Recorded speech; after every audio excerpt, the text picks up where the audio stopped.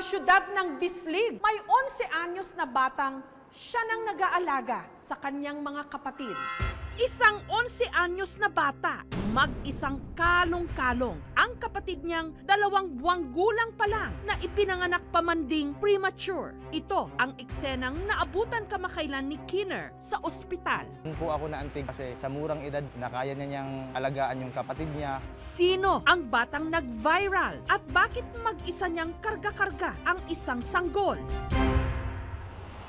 Sa Danipas, Mangagoy, Bislig City, nakilala namin ang bata sa viral post, si Rhea. Bago pa lang magpasko, naulila na raw siya sa ina.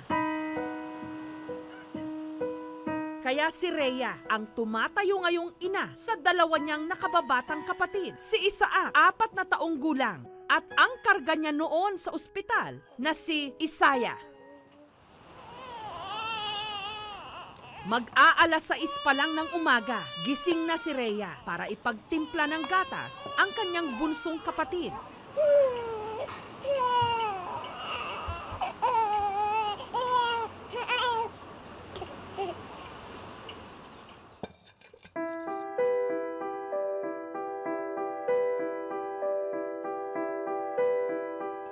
Sunod siyang naghanda ng almusal.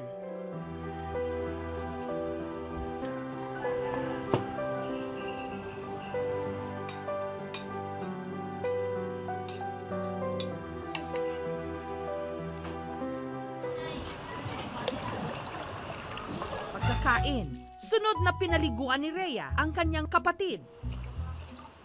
Ate ba? Sama to. Sige na malisutan sa school dong.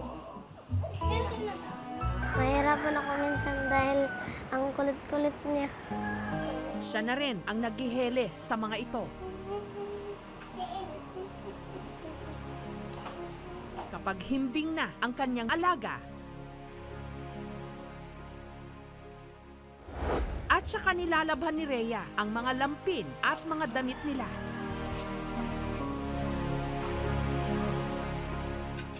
Ang natitirang oras, ilalaan niya sa mga gawaing bahay.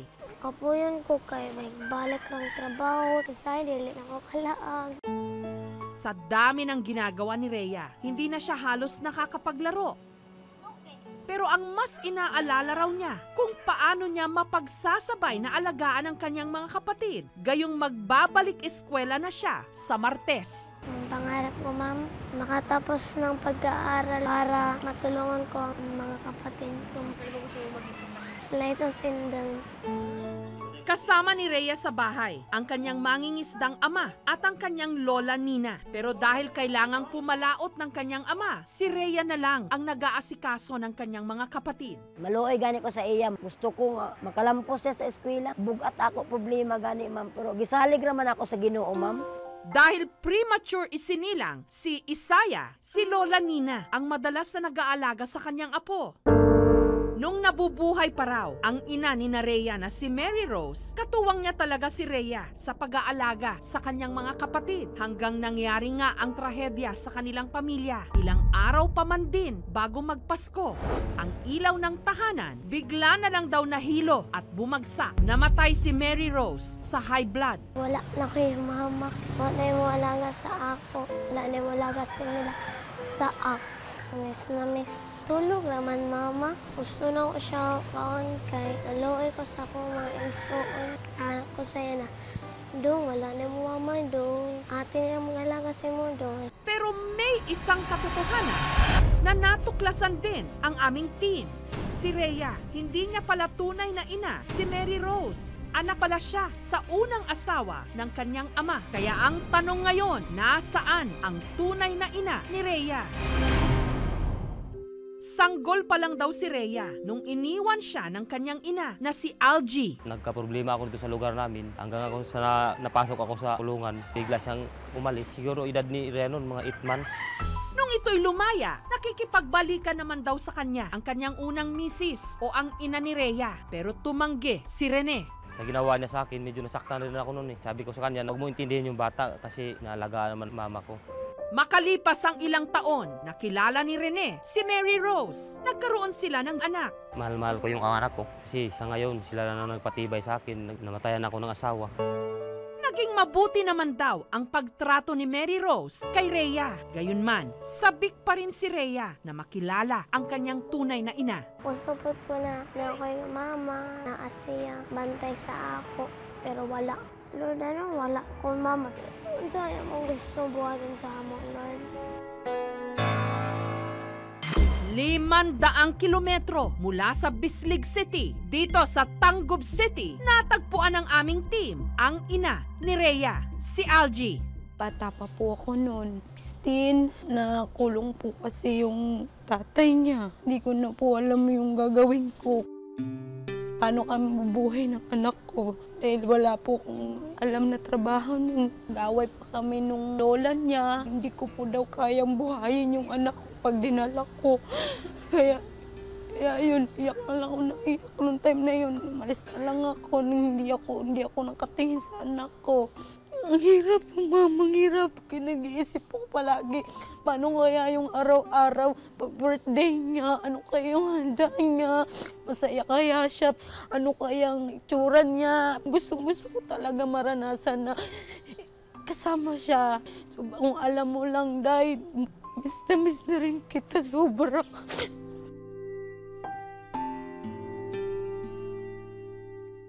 Pinagsisisihan naman daw niya ang pag-iwan kay Rhea. Gusto man daw niyang balikan si Rene, pati na si Rhea. Natakot siya nung nalamang may iba ng pamilya ang kanyang dating mister. Subukan ko po na kumontak talaga sa kanya. Kaso ayaw naman po pumayag ng papa niya. Maghanap na lang po daw ako ng ibang pamilya. Sisisi po talaga ako kasi iniwan ko siya ng biglaan. Sana pala naglakas loob ako na kunin siya.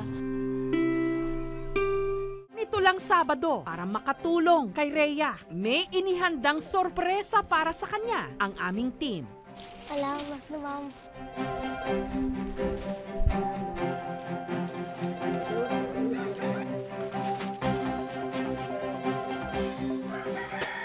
Dumalaw din ang nag-upload ng nag-viral na litrato ni Rhea na si Kinner. Dala ang magandang balita. Yung pinsan kong nagtatrabaho sa Macau, pag-aaralin ka nila hanggang senior high school, kaya pagbutihan mo yung pag-aaral mo, ha? Salamat, sir.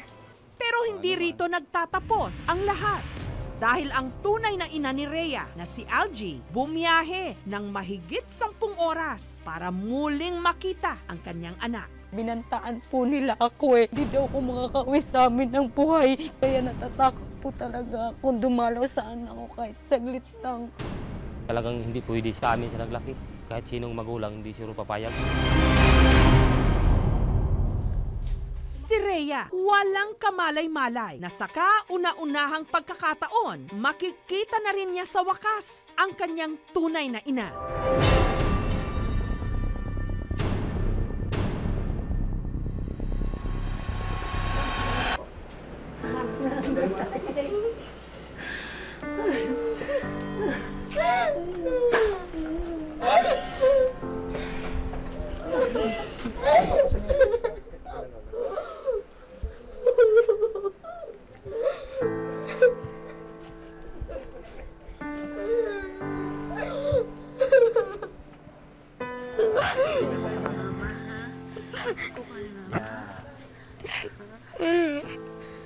Ano ko yung magkukibiyaan?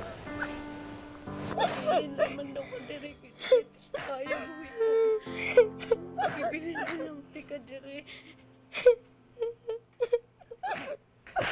Wala sila na tayo. Yung gamot po ko. Yung gamot ko kung nakakasa ako ah. Hindi naman dyan sila gusto padala ka na.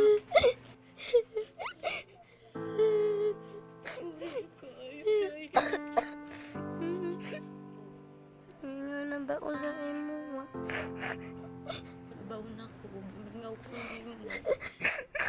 Wala man yung kapapan nga wala dinihi kay adlo ko sa imong amahan. Wala mahal kita dahil. Sorry kayo, piyaan ka. Mahal na mahal ka na ako, ma.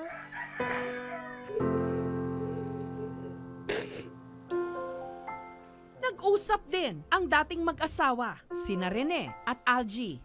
Siguro sa panahon na yun, iniisip ko rin baka bigla niyang nakaway ng bata. Kasi mahirap din sa akin eh, nandun ako sa loob ng kulungan tapos nawala ka, lalo na yung anak ko. Siyempre, nung bibigay lang ka sa akin, yung anak na lang. Nakalipas naman po ng lahat, tapos na rin, may pamilya na ako, masaya naman ako sa pamilya ko ngayon. Okay na po sa akin lahat, wala na po problema. Naibsan na po yung bigat ng sa loobin ko, lahat na sa manaloob ko, wala na po yun. Sa nakita ko yung anak ko ngayon, anak, pumayag ka. Pag summer ng bata, pumunta siya sa akin para maalagaan ko naman siya. Hindi yung pagdadamot mo sa akin ngayon, malaki na. Okay naman yung kasi bata, may tama na edad.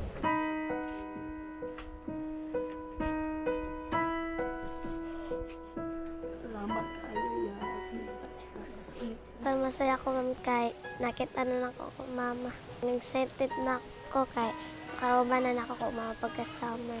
Dili nila baliwala o nilang mga mama, kapatid kay base pagkatatoon, base mawala na. Magsisigid mo anak.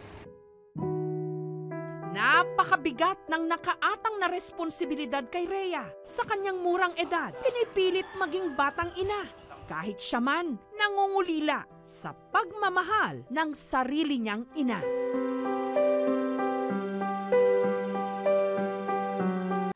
Thank you for watching, mga kapuso. Kung nagustuhan niyo po ang videong ito, subscribe na sa GMA Public Affairs YouTube channel.